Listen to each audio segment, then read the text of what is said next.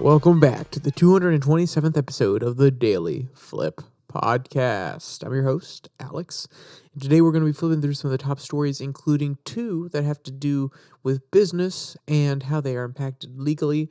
One talking about Kevin O'Leary saying he's staying out of New York after the Trump ruling, and a way more interesting one, which is going to be the front end of our stories today, which is how the Supreme Court could change the regulation game and how the federal government actually goes about regulating and how people sue them. And then an interesting article finishing off about how the Democratic majority has changed. And, of course, we will end today with our Daily Delight, a story meant to leave you feeling positive and ready to take on the day. Now, that's enough rambling from me. Let's jump in to our daily debate. So, for a long time, regulation was started and stopped in the the executive branch. And, of course, normally it started the actual process, the allowing of the rule, the creation of the agency started in the legislature. But a lot of the actual rulemaking, once it became a agency in the executive branch, is mainly staying executive. And there's been lots of different ways forward when trying to remove previous regulations. But under Trump, when he said, okay, for every one we issue, we want to peel back two, that was long. It took a while. You have to rely on the people within these different administrations or different agencies to come up and say, hey, you can cut this regulation, which maybe could cut their job eventually if that falls underneath their purview, if it's all environmental regulation. And they're like, this one could be cut, but please don't, because it may make part of my job obsolete. So you could see how that approach wouldn't necessarily work. So now there's a more legal-focused approach coming in from different activist groups, different conservative-minded people who are trying to either take an originalist approach or even just advocate through law for their point of view on how to actually limit or even roll back some federal regulations. So we have an article from Slate, and, throw your comments down there in the comment section. We have an article from Slate describing what's going on here with a new case that hasn't necessarily gotten the most coverage as of right now. Things could very well change by the time this episode goes out. It's only a day behind, but still, for all I know, a huge revelation happens in the case in the middle of the night or a little bit later today, because I do record these pretty early in the morning. So, the headline reads, this under-the-radar Supreme Court case could wreak havoc on society. And, wreak havoc is it's strong wording from Slate. There's no doubt about that one, but you can definitely see where they would at least be coming from with their point of view that the free market and big corporations, they're going to take advantage of any small benefit, any small loophole, any small advantage that they have in order to get the most out of it and actually make the most money. And I would even say to take advantage of the most customers. I don't agree with all of those framings, but you could see how certain regulations are very important. There's no doubt about that, or at least have had a big impact. And Slate has a perspective that a lot of regulations are actually good, that the people that sit there in Washington and are part of the bureaucratic state, even if you don't necessarily like them, they're actually trying to find a solution that will work, not necessarily destroy companies, won't necessarily destroy small businesses, but still keep customers or employees safe or the environment as a whole safe. So they have a different perspective than some people that are probably on the other side of this argument. But it's always interesting to break down where they're coming from, especially when they are one of the only people I've actually seen talking about this one. And here's a part of their opening salvo when they are starting to discuss it a little bit more. If there were any doubt about the Supreme Court's commitment to conservative project of bringing about the destruction of the administrative state, this term will likely lay those to rest. the court has already tied up several potential blockbusters for decisions by the end of June, including 2 cases that could spell the end of the Chevron deference doctrine and another that could significantly restrict agencies' ability to use administrative law judges in enforcement proceedings. So, for those of you who do not know, Chevron deference is basically, at the end of the day, it's a little bit different, but the rulemaking should be made by the administrative agency, and at the end of the day, it really comes down to their discretion how things will be put into place, enforced, so on and so forth. So it vests a lot of power in those agencies. And yes, that is a very sloppy, dumbed down version, but sometimes I need things explained to me very, very dumb. So I figure if you don't know what it is, that's probably a very simple way to think about it. So the author's coming at it here, and the conservative advocates, lawyers who don't like certain rulings or certain principles that the Supreme Court has upheld or pushed in previous courts, they have been aiming for Chevron deference. At least it's been a part of the conversation for a good 4 years now, but it's really come to the forefront now that it's actually possible in the last 2. I mean, you hear commentators like Ben Shapiro making a lot of fuss about Chevron deference. You even hear people at Breaking Points make comments about Chevron deference. I know Kyle Kalinske definitely made some, and I know I'm probably listing a whole bunch of people that you don't necessarily know who they are or what they do. But my point being, it is not something that has escaped the mainstream. It's not something that's completely shoved down there, but that's the idea of getting rid of or keeping Chevron deference overall, not this particular lawsuit. So, what is this case going on here? What's the things that it's going to try to change, or what is it calling unconstitutional or saying should be illegal, so on and so forth? On Tuesday, the court's conservative supermajority will get to take yet another powerful swing against the administrative state when it hears oral arguments in the case called Corner Post versus Board of Governors. Despite the very real threat it poses, this case has received surprisingly little attention. So, hey, Slate, you don't need to keep calling out the fact that other people aren't talking about it and that you are covering it. You're trying to boost your ego a little bit. It's okay. It's okay. We get it. You're covering it. Let's get to the issue. Quote, at issue in Corner Post is a technical debate over who is eligible to bring lawsuits against regulators that agencies issue.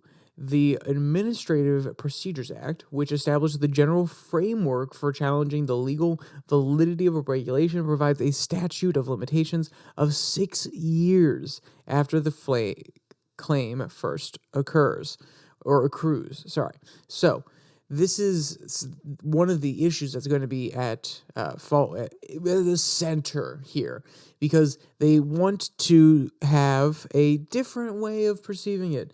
Rather than it being 6 years since the creation of the rule, which is what Slate would say is the obvious and objective way of looking at it, they actually want it to be 6 years from the violation. So if somebody has some sort of harm that comes of the regulation, and it's 5 years after the regulation is put in place, they're saying, no, that starts a new timer, because this is a violation. This is a lawsuit being brought by a claimant from the point that they had a negative effect from this regulation onwards, from the point they're trying to sue. Then you have 6 years.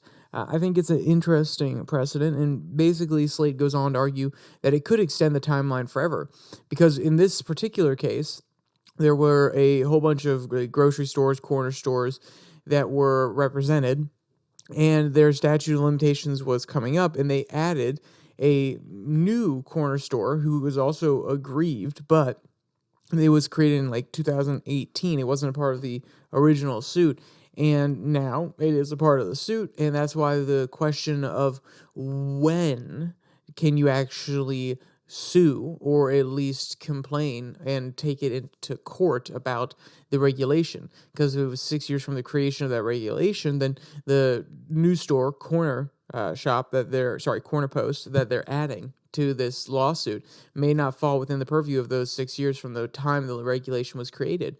But if he was aggrieved at any point within the last 6 years, then that would give him precedence in the new legal interpretation, and then they would go forward from there. So I definitely agree with Slate when they say it sounds like a little bit of underhandedness, it sounds like a little bit of tactics, and it definitely is. But that's also why this will be judged upon. The lawyers in this case, they're trying something creative, and if it gets to the Supreme Court and the Supreme Court says, yeah, okay, that was very creative of you, we understand that reasoning, so on and so forth, yeah, we'll allow it. Or they're going to be like, okay, guys, we know that you did a little switcheroo. You said, oh, look here, while you were waving your other hand, or you were stealing out of our pockets. So no, we're not going to allow that. So if anything, it's a great opportunity to test this out. I would definitely agree with Slate that it is. I mean, let's be clear, Slate doesn't explicitly say it here, but I wouldn't be surprised if they say it's a waste of court dollars to try out crazy new legal theories that sound insane. But hey, if they want to take it up and they want to clarify on this one, which I think is actually something that should be clarified on, because the Slate does make a good point. If it was such that it was just customary law where you can tack a new plaintiff on every single time if there's about to be a statute of limitations issue, and you can just tack a new plaintiff on, rather than that plaintiff just starting their own case, they're actually bringing along all the other people that would be outside the statute of limitation in some sort of class action, or even in this case where they're talking about regulations. That could just indefinitely keep it going. And whether or not that is inherently unconstitutional, whether or not that is inherently bad, we need to leave that up to the legal experts. And when I say leave it up to the legal experts, I mean the Supreme Court. And when I say leave it up to them, I mean just accepting the reality that they are the highest court of the land. That doesn't mean that you have to agree. You can challenge this. You can take it into a court. You can try to get different opinions. You can take it up to them and have a different perspective and challenge it from a different angle once again. I'm not saying you can complacently sit there and say, oh, yes, our overlords, the Supreme Court, they tell us what to do 100%. But the reality of the situation is they are the highest court in the land, so you do have to just take what they do on face value, and if you want to fight it, it may take some time, so on and so forth. So the reason that I really wanted to talk about this is because they say that it's going to completely open up the wild, wild west, where if the statute of limitations is the 6 years from an grievance, from the point that the company that wants to challenge the regulation is hurt by said regulation, then every regulation on the books is definitely up for some sort of legal challenge, because even if it was passed 100 years ago, they could be hurt by it today, tomorrow, 10 years into the future. So that's one perspective for sure. And then there's the other one, which is even if they say, no, okay, the 6 years really is from the point of issuance, but we're going to allow this specific case where someone was tacked on to get this in front of us. Maybe that sets a different precedence that would allow people to just continue to tack on things in order to make sure the statute of limitations never goes away. And let's be clear. If there's a statute of limitations from a crime that took place in 1985 and you reached the statute of limitations 20 years or so, then no, it's completely gone. But if there's a law that says, if this law is broken, you have 6 years to actually claim damages from something, and there's a new person that gets added into the class action, even though the other people have still reached that limit, they've still hit that point when they can no longer sue because it is past the statute of limitation, and that could be an interesting precedent for sure. So why is Slate doing all this, besides trying to bring it to people's attention and say, hey, we're looking out for the Supreme Court stuff and nobody else is, because they said that multiple times. The other reason that they are bringing this up is because they are genuinely afraid of a market without reasonable regulations, or even just regulations in general. But to give them the benefit of the doubt, I would say reasonable regulations, because at the end of the day, at the end of this entire process, they're afraid that all of the regulations are going to get outstripped, overturned, so on and so forth. And I would argue, well, there are regulations that have followed the rulemaking process, that have been in line with the powers assigned to different agencies by the legislator. And then there are also certain agencies in their outlining documents that most definitely have a lot of leeway in the language, which the legislator did on purpose. And maybe it's not a bad thing to re-examine those bodies and say, hey, no, this actually falls outside your purview. This language is a little too vague. Maybe we should interpret it this way. The thing that I like about this idea, and this is a principle alone, in practical terms, I don't know how it would affect my life. I don't know how it would affect the people I care about's lives. I don't know how it would affect the people in my state, and I don't know how it would affect everybody in the country. Because even if you remove a certain regulation, that doesn't necessarily mean that behavior changes. It doesn't necessarily mean that the consequences are immediate, so you can tell anyway. But my point being is, in theory, reducing the amount of bloat, reducing the amount of regulations on the books that can be interpreted for multiple means, and peeling them back after they've had their useful day, and reevaluating and passing new ones, I think that should definitely be a normal purview. I honestly don't think it should take the Supreme Court to say, hey, yeah, no, you can kind of challenge these old regulations. I don't even think it should take lawsuits. I think, honestly, every single regulation should have a 10-year period. I think that you have 10 years when this regulation goes on, and then there's a revise and resubmit period, and it's a longer period than initial. So maybe you say it goes 9.5 years, and then there's a 6-month review and resubmit period where people can make comments about it. Then again, this also supposes that people would be very interested, and there have been regulations that I haven't liked that I've gone and looked at the suggestions page or the comments page, and I've made comments, and I haven't even said anything, even though I totally disagree with particular regulations. So it does suppose that we have a very active populace, but I think there could be more control mechanisms in place that actually say, has this regulation had the intended effect?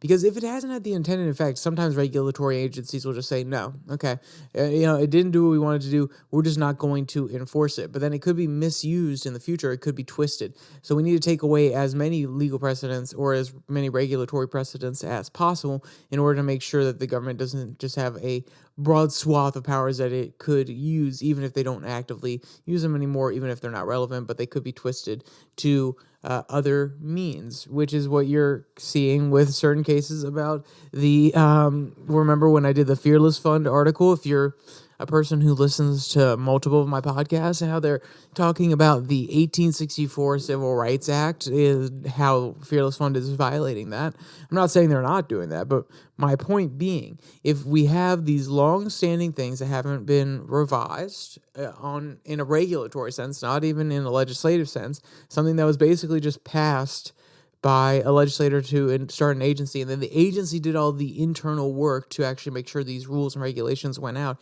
They didn't all have to be legislatively approved. Imagine if we had a situation like that where, 100 years ago, something got passed that could be used in a way or something got passed under Woodrow Wilson, which wouldn't probably get passed now or wouldn't get put out there as a regulation, and we could still be held liable to it. It's different when it's the legislator, a large segment of the population, chose to do something at the time versus an agency which is just stacked with experts and whoever the president at the time wants to put on to those different agencies. So that's one aspect of the law and business law and business segments that I want to do. The next one is just a little bit more jokey. It's a little bit more funny, and it comes from National Review. Shark Tank's Kevin O'Leary says he will never invest in New York after Trump verdict. And when I first read that, I was like, oh, interesting, Mr. Wonderful. What is he saying about this? Because he doesn't necessarily get political, and I see him as a bit of I don't really care as long as I can, operate my business, and if something gets in the way of that, Republican or Democrat, I'm going to talk about it. That's how I see Mr. Wonderful, at least. And when I say, okay, this is a popular person who has a good following, especially in the business world, but even beyond that, a little bit of a charming personality for some people. Some other people find him abrasive, but the point being, he can have a little bit of pull. So I was interested to see what he had to say about some of these topics, or at least this particular aspect about the penalties that were given to Mr. Trump, or former President Trump. Quote, New York Judge Arthur Engoron ordered Trump to pay the massive sum for conspiring, the court ruled, to alter his net worth to receive tax and insurance benefits. The order also prevents Trump from doing business in New York for 3 years. The decision was the conclusion of a month-long civil fraud trial that New York Attorney General Letitia James brought against the former president, the Trump Organization, and his executives. So whether or not you think this is politically motivated, which Letitia James most definitely campaigned on, at least going after Donald Trump. To be honest, I don't remember her citing any specific statutes that she knew that he broke beforehand, rather than just saying, we're going to keep Donald Trump liable. If there's a clip of that I have not seen from one of her rallies, or just anywhere, honestly, besides after the fact. I don't mean, oh yeah, she got in the office and she said, well, I never said I wanted to go after Mr. Trump. I don't believe that, first off.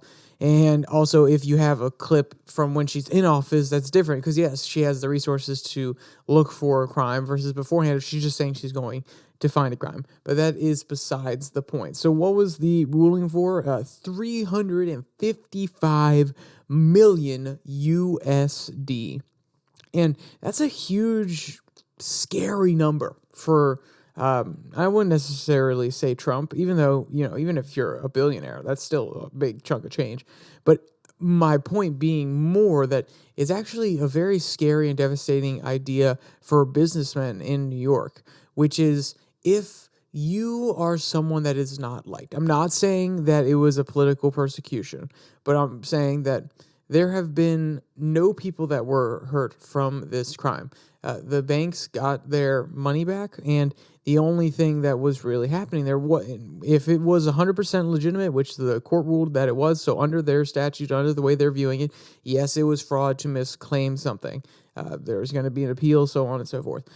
Actually, I take that back. It's civil, so there may not be a appeal. It may not be worth the money, but we'll see. We'll see. The point being, under the way that they're framing it, it is fraud. But nobody was hurt from this, so that seems like a very excessive penalty. It seems as though it's something that is just politically motivated.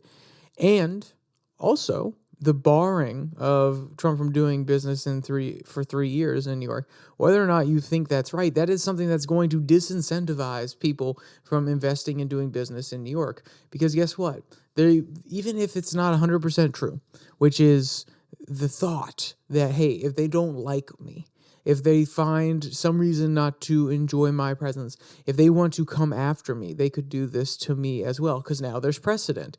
Even if it wasn't intended to be a attack on Trump for the sake of attacking Trump, if it was 100% legitimate, good faith effort by the prosecutors and the judge, which a lot of people doubt, but if you truly hold that belief, then even then there's a precedent for a undercutting, for a large sum to be taken out, and a direct ban of people from doing business within the state. And you'll be arguing to me, yeah, but Alex, guess what?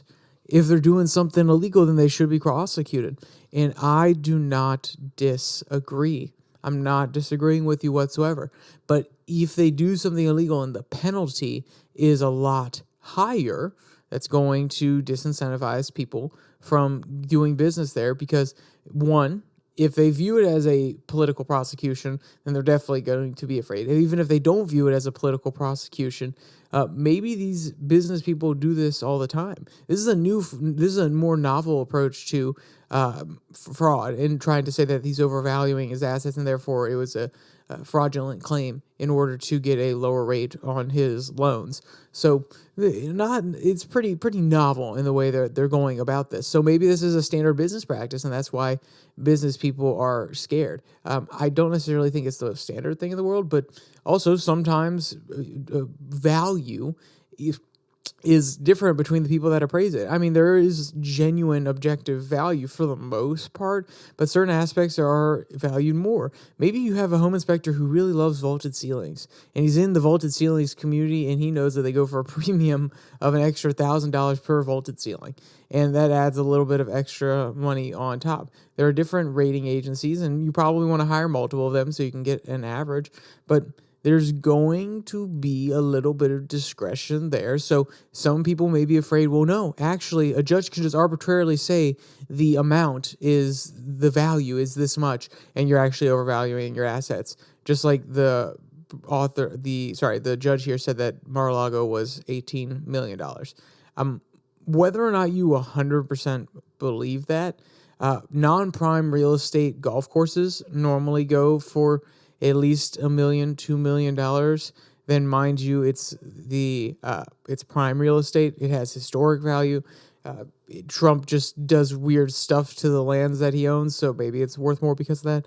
So I think it's an interesting conversation that needs to be had for sure about whether or not, if you're a business person, that you're going to stay in New York, because you sit there and you say, wow, if I really piss off these New York guys, even if I'm doing something just a little bit on the edge, they may come after me simply for not liking me. And now that they have this precedent about overinflating assets and it being fraud, let's just stay away. And Kevin O'Leary even specifically says it's not really about the Trump thing.